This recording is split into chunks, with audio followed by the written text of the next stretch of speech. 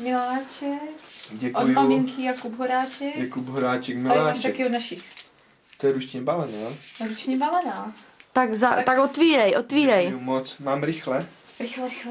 Rychle. Mám belak. To moc děkuju teda rodičům Breberovým. Kameraman. Moc děkuju.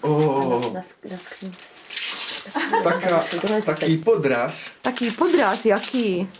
Oni ti dali jenom čokoládu, to jsou židi, že? Jakože já jsem čekal nějakou whisky plněnou britskou čokoládu a dostal jsem milku, tak to je příjemné. To je příjemné. A co je tohle? Myslíš, že by ti rodiče poslali jenom čokoládu? Výsměch, tohle si otevři. Tak je těžké, ne? To bude asi na prd to video. Co mám čekat? Nevím, ale určitě budeš se usmívat.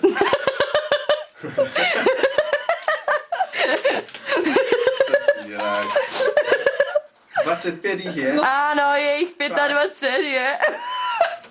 A s tou 26? 25. Ne, 25 dohromady. Kolik ti je? Je ti 6? No není, tak proč bys měl mít 6? Každý rok jednu, tak mě to vystačí do 50. Vidíš, jak Breberovi mají stejné myšlenky. Já ti v 50 dám to jmenového medvěda. Tak děkuju teda. A Standa ti navalí nové čokolády s Hančou. Paráda. Mám co mlsat na příštích 25 let. Tak si to užij. To jsou ty moje oblíbené, jo. Jak se říká? Děkuji. Děkuju, já jsem neděkoval ještě, děkuju moc. To jsem Není fakt zač, nečekal, příjemné. není zač. Děkuju moc. Je to vyplé? Teda tolik, 44. kolik je to